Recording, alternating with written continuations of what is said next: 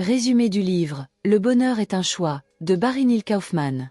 Dans « Le bonheur est un choix », Barry Neil Kaufman explore l'idée que le bonheur n'est pas une conséquence des circonstances, mais une décision personnelle.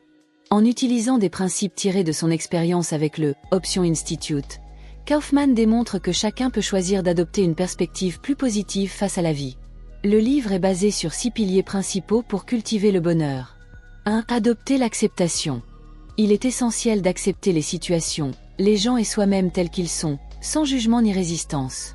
L'acceptation ne signifie pas résignation, mais plutôt une reconnaissance apaisée de ce qui est. 2. Assumer la responsabilité de ses émotions.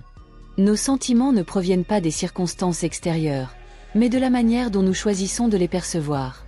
Kaufman insiste sur le fait que chacun est maître de ses réactions émotionnelles. 3. Explorer les croyances limitantes.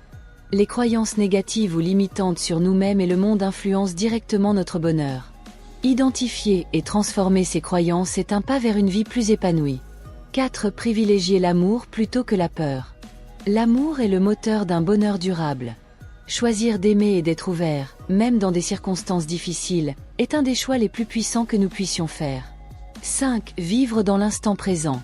Kaufman souligne l'importance de se concentrer sur l'instant présent et de ne pas se perdre dans les regrets du passé ou les inquiétudes pour l'avenir. 6. S'engager activement dans le bonheur.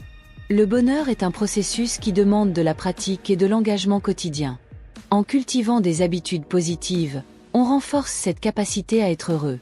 Le livre est à la fois inspirant et pratique, offrant des outils concrets pour transformer son état d'esprit et vivre une vie plus heureuse. Exercice pratique de notre chaîne YouTube, l'art de réussir. 1. Exercice 1. Listez vos croyances limitantes.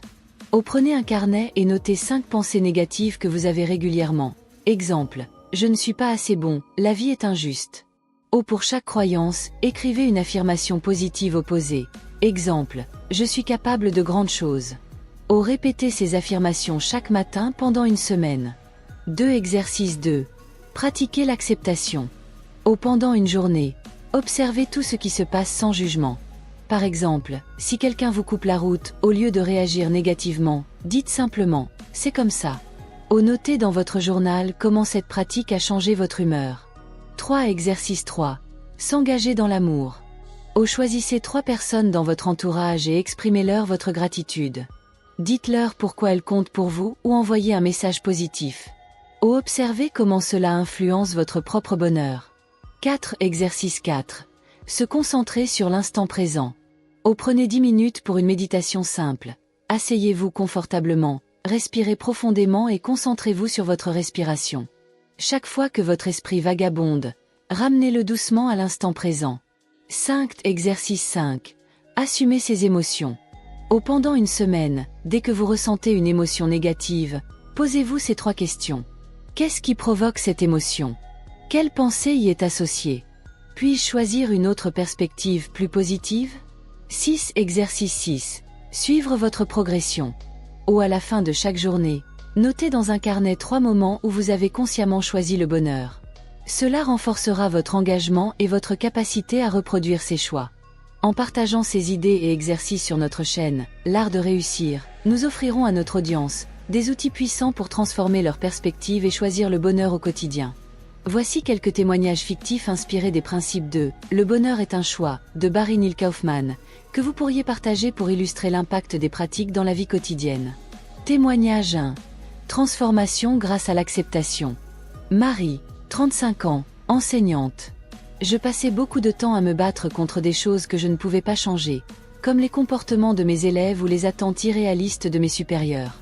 Après avoir pratiqué l'acceptation, j'ai commencé à voir ces situations différemment. Au lieu de m'énerver, je me suis concentrée sur ce que je pouvais contrôler, comme ma réaction. Aujourd'hui, je suis beaucoup plus sereine et mes relations professionnelles se sont nettement améliorées. Témoignage 2. Dépasser les croyances limitantes. Alex, 42 ans, entrepreneur. Je pensais que pour réussir, il fallait absolument sacrifier sa vie personnelle. Cette croyance m'épuisait. J'ai suivi un exercice simple. Chaque jour, je remplaçais cette pensée par une affirmation positive. Je peux réussir tout en prenant soin de moi et de mes proches. Au fil du temps, j'ai commencé à croire en cette idée. Mon entreprise se porte mieux que jamais. et je passe du temps de qualité avec ma famille. Témoignage 3. Choisir l'amour plutôt que la peur. Claire, 28 ans, artiste. J'avais peur d'être critiquée pour mon article. J'étais souvent paralysée à l'idée de présenter mon travail. Un jour, j'ai décidé de changer ma perspective. Au lieu d'avoir peur, j'ai choisi d'aimer ce que je fais, peu importe ce que les autres pourraient penser. Depuis, j'expose régulièrement mes œuvres, et la peur a laissé place à une immense joie. Témoignage 4. Vivre dans l'instant présent. Jean, 50 ans, cadre. J'avais l'habitude de ruminer mes erreurs passées et de stresser à propos de l'avenir. Grâce à la méditation sur l'instant présent, j'ai appris à me recentrer sur ce que je faisais. Par exemple, quand je mange, je savoure chaque bouchée au lieu de penser au travail. Cela a amélioré ma santé mentale et physique, et je me sens beaucoup plus énergique.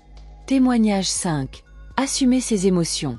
Sophie, 30 ans, coach de vie. Un jour, j'ai réalisé que je blâmais toujours les autres pour mes frustrations. J'ai commencé à observer mes pensées et à prendre conscience que je pouvais choisir de réagir différemment. Par exemple, au lieu de me mettre en colère quand mon partenaire oubliait quelque chose, je lui faisais un rappel bienveillant. En prenant la responsabilité de mes émotions, j'ai transformé ma relation. Témoignage 6. Cultiver le bonheur activement. Paul, 40 ans, musicien. Je pensais que le bonheur était quelque chose qui arrivait par chance. Mais en appliquant les principes de Kaufman, j'ai compris que c'était un choix. J'ai commencé à écrire tous les jours 3 choses positives qui me sont arrivées. Cela a changé ma façon de voir ma vie. Même dans les moments difficiles, je trouve toujours des raisons d'être reconnaissant. Ces témoignages montrent que chacun peut transformer sa vie en appliquant les principes du livre. Nous vous conseillons, très chers téléspectateurs, d'intégrer ces exercices et principes dans votre vie quotidienne aux fins de vous voir améliorer et avoir une vie très épanouissante. Vous avez été inspiré par cette vidéo, veuillez l'aimer, la commenter, partager vos expériences en commentaire, puis vous abonner à la chaîne L'Art de Réussir pour ne rater aucune de nos vidéos très intéressantes à venir.